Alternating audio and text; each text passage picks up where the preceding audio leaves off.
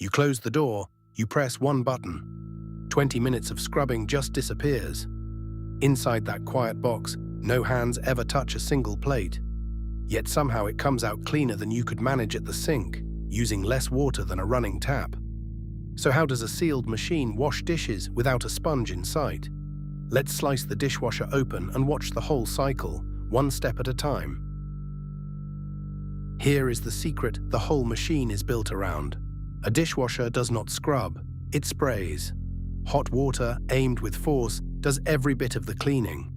The machine's only jobs are to heat that water, push it hard, and throw it everywhere at once. Think of it less like a sink and more like a small sealed storm. Once you picture water as the real tool, every part inside suddenly starts to make sense. Open the door and look at how it is arranged. 2 racks hold your dishes, dirty side facing down and inward. Below each rack sits a spinning bar called a spray arm, dotted with tiny holes drilled at an angle. Often there is a third arm up near the top. Notice that nothing in here scrubs. Everything in here aims. The entire inside is shaped so water thrown from those arms can reach every surface you loaded. You press start and a valve quietly opens. Water flows in, but only a little. A dishwasher does not fill up like a bathtub. It lets in just a couple of liters, which pool in a shallow basin at the very bottom called the sump. That small puddle is all it needs. The same water will be lifted, sprayed, caught, and reused again and again throughout the entire wash.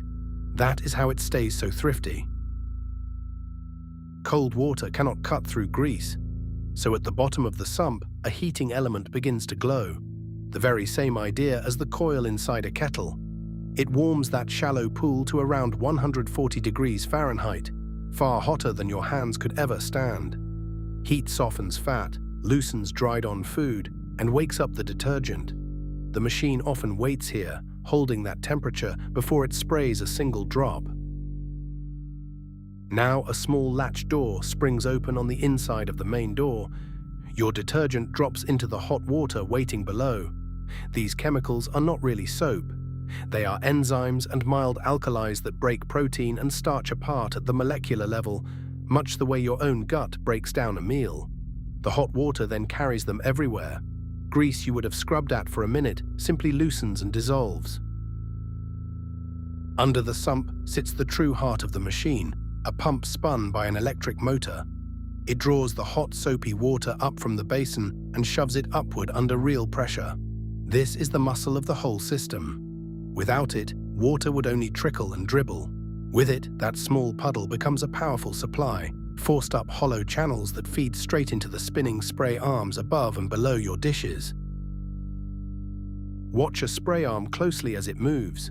No motor turns it. The arm spins itself. Its little holes are drilled at a slant, so water rushing out shoots sideways instead of straight down. Each jet pushes back on the arm, and the whole bar whirls around exactly like a spinning lawn sprinkler. As it turns, those angled jets sweep across every plate, a moving wall of hot water that never stops scanning the rack. This is the moment when it all comes together. Jets of hot, enzyme-rich water slam into each dish at speed.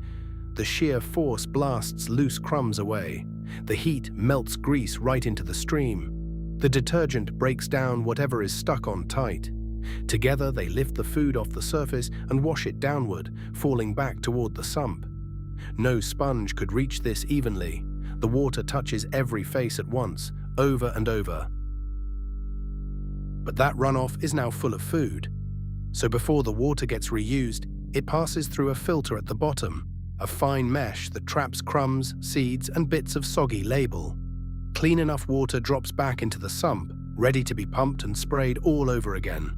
This loop runs for many minutes. Then a separate drain pump wakes up and pushes the dirty water out through a hose into your plumbing. Fresh water rushes in for a rinse, often carrying a rinse aid that thins the water so it sheets off the dishes instead of beading. Then comes the drying. Some machines heat the air to speed it along. Others simply let the dish's own stored heat evaporate the last drops, which cling to the steel tub and trickle away. The door stays sealed the whole time. When it finally opens, steam rises off plates that are clean and hot. So here is the full chain, start to finish.